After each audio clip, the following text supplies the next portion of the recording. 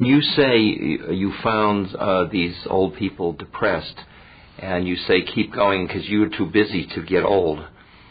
Do you think in some of the traditions, like in India, for example, there are the ashramas or stages of life? Do you think that at a certain stage of life there's another curriculum for an individual?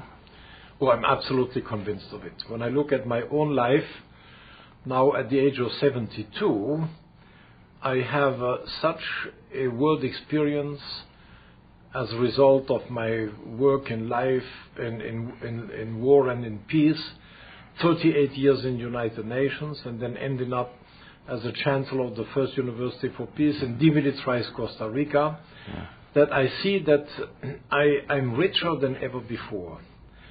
And instead of letting old age creep in and to say, well, it's now getting to decline, to take the decision that I've never reached such a height, and that I can do today things which I would have never been able to do when I was not free, when I was in an institution. Now I have a total freedom, and it's a wonderful life.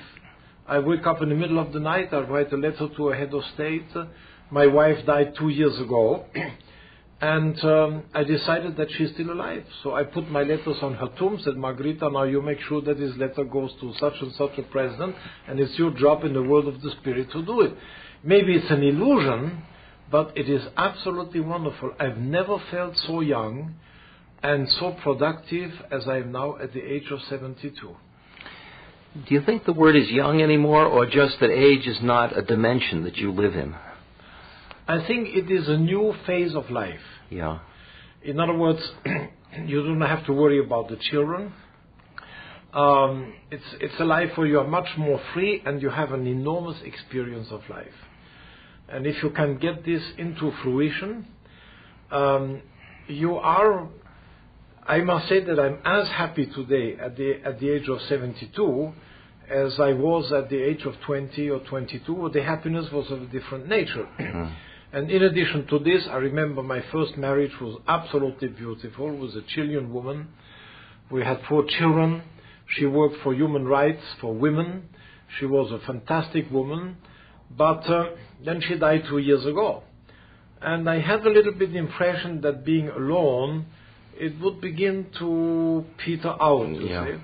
And then fate made it that I met a wonderful woman who has the same ideals, the same dreams, and who's 18 years younger, and who makes me young again. It is incredible. Yeah. Even talking about her, you just lose 10 years just talking about her. You see. And as a matter of fact, we have decided in the last few days that we will write some experiences on couples.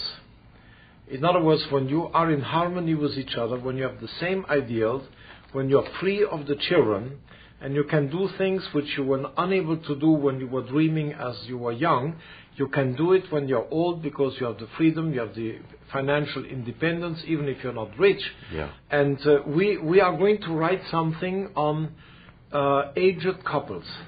Oh, very nice. Of how you can really have a completely new life, a beautiful life, and forget to be sick and old. To the elder hostels, I said, look, I don't have the time to think that I'm getting sick, and I have no time to get old because I have still so much to do. And it lifts them, you know. And I said, take your dream. Remember what you wanted to do when you were a kid, and go back to your dream and do it now that you have the freedom of doing it.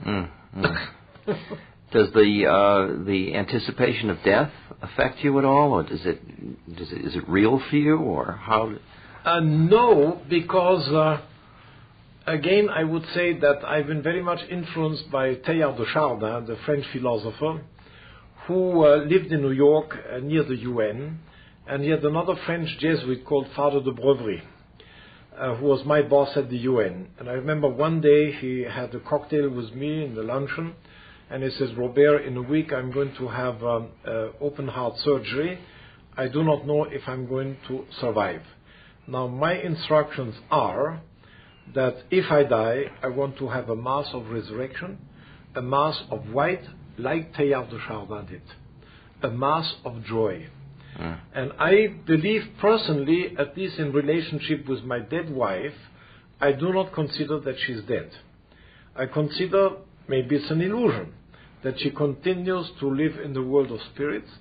She wakes me up at 3 o'clock in the night, said, look, get to your typewriter and write a letter to such and such a big shot in order to come up with a new proposal.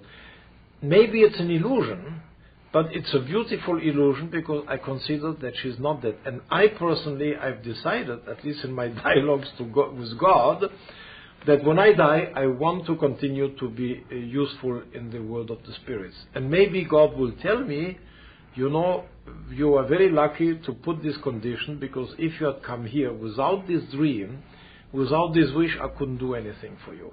I think we should think of our survival. And look, we survive through our children, we survive through our books, through our speeches, through all the people which we influence for good during our life. But you also feel you will survive in another more subtle way after death. In another way, and I've just learned recently, speaking somewhere in Connecticut, that apparently that most of the people who had a near-death experience, they come back from the world of the spirits and their life is completely changed. Because they discover that they find on the other side a father or a mother or a relative, and they come back and they see that their whole way of life was wrong. Yes. And when you follow those people that have had near-death experiences, on, they have changed dramatically. They are much more compassionate. They are not frightened of death. They are appreciative of the preciousness and the beauty of life. Yeah, that's very interesting.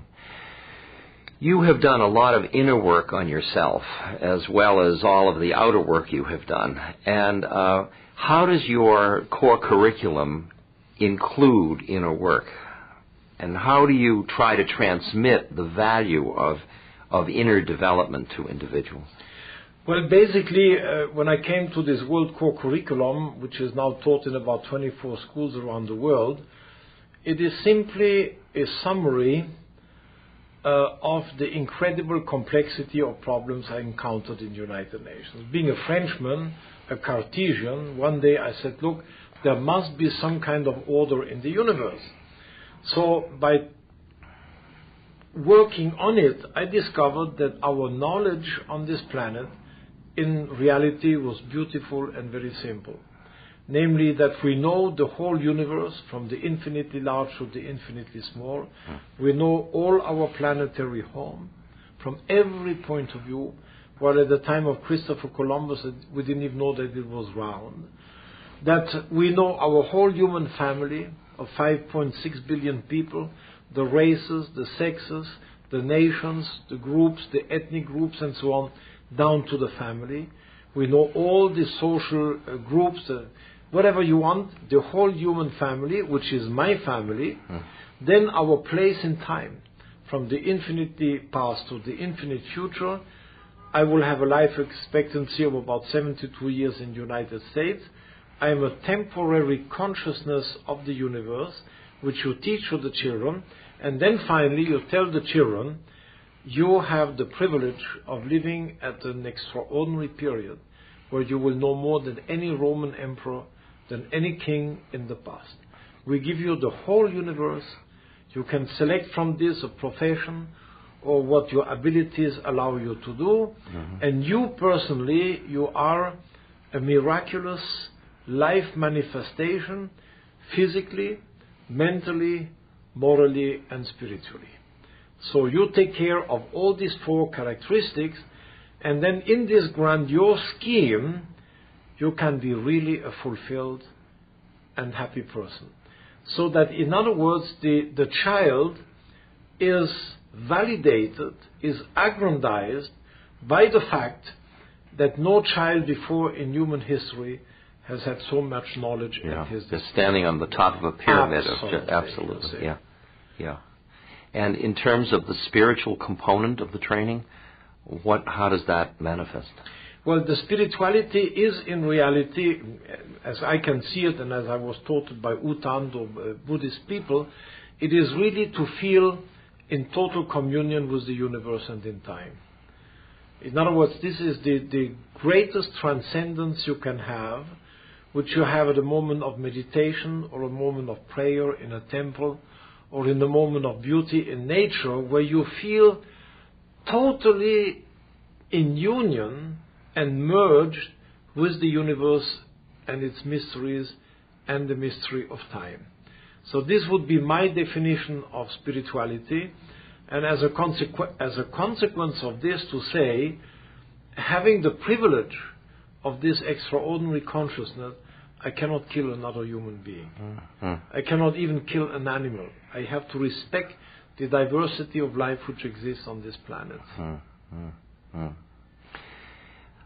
The way in this conference, this forum, again and again has come up the relationship between sustainable environment and what would be called sustainable consumerism.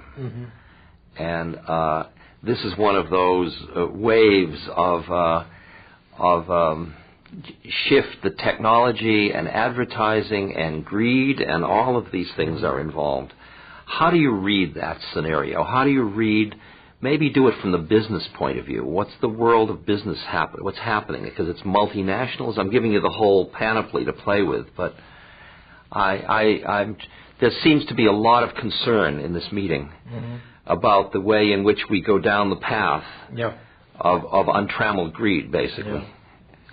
Well, I would say the following. The first thing is that we, in our own evolution and recent history, we started with economics instead of ecology. Ecology means oikos logos. Oikos is the home, and logos is the knowledge. And we started with oikos nomos, the change of the home without knowing the home.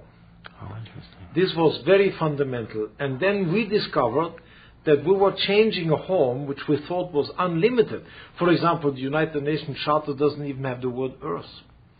You cannot find the word nature. It was still the realization that humans had a planet at their disposal which was totally unlimited. And then we had the greatest humanistic period ever in human history. Have the people live longer, have the children survive, have the resources exploited, have economic development and so on. We created, by the way, the population explosion, because we saved all the kids without telling the mothers that instead of having 2 at the end of their life, having 6 or 8 children, they are going to survive. And then one day we discovered that by wanting to preserve life of children, we created the world population explosion. So that here was a first mistake. So now the knowledge of the home is giving a lesson to the people who want to change the home. If you continue to change the home, there is going to be basic trouble. So that is the revolution which has happened in the 70s, when Rachel Carlson came about Silent Spring, and when a government like Sweden discovered that they had acid rain. And then the word environment was coined in the United Nations, where the first World Environment Conference. At that time, in 72, when the Stockholm Conference took place, there was not a single Ministry of the Environment on the planet. There were only in Stockholm 2 heads of states, Olof Palme, because he was the president, and Mrs. Gandhi, because she happened to visit. In Rio de Janeiro, 20 years later, you had 40,000 people. You had 140 heads of states, and at that moment there was not a single country on earth that didn't have a Minister of the Environment. So you can see the incredible shift. Incredible. It's 20 years. That has taken place over 20 years. Great. And since 1980, there is a new shift. Because suddenly the climatologists, which is a rather recent profession, they warned the world and the UN that it was not only humans and the environment, and humans at equality with the environment, but it was the whole climate of the planet which was changing if we continue this way. So that in the following 20 years, now we have come to the point that for all practical purposes, the earth is number 1 and humanity is number 2. So the consequence was we should have less people. Yeah. So that was the big issue of population reduction. And then the people in the poor countries said, but wait a minute. You American, you consume 30 times more than one of us. So when one of our children is born and one of your children is born, one American is corresponding to 30 people in our. So that now, since the last World Population Conference in Cairo, the debate is that consumerism and the overconsumption in the rich countries is an even bigger catastrophe than in the poor countries. And you have now statistics, for example, a person in a poor country that dies, well, they leave behind about 1,000 pounds of garbage and so on. An American leaves behind 40,000 times. And an entire mountain of garbage. So as a result of this, in this conference, and it was mostly Gorbachev who started up, you see, he said communism has died because it was a wrong ideology. Now, he doesn't say that capitalism is going to die, but he now calls it consumerism. And this has become a big issue in the United Nations. Now, you can imagine how over a short period of 60 years, we go from humans as number one, humans and the environment, what is around us, and from Earth being number one and wishing that humans would diminish in numbers and that we would consume less. That is the philosophical view which people of the future will have when they look back at our time. And do you think that will it be sufficient trauma or sufficient knowledge or sufficient, what will overcome the inertia that will change the spending patterns, lead to voluntary simplicity, lead to realignment of the resource use? Well, there are many things that are happening. Namely, in the first place, you have more and more people's movement who are taking a distance from overconsumption. You have frugal and simple living, which is becoming the practice of many people. You have the Finthorns, you have the eco-villages, you have many communities who are withdrawing from the modern life by saying it is our duty to consume less. Then what gives me hope for the future, the biggest thing that has happened is that we gained a global consciousness.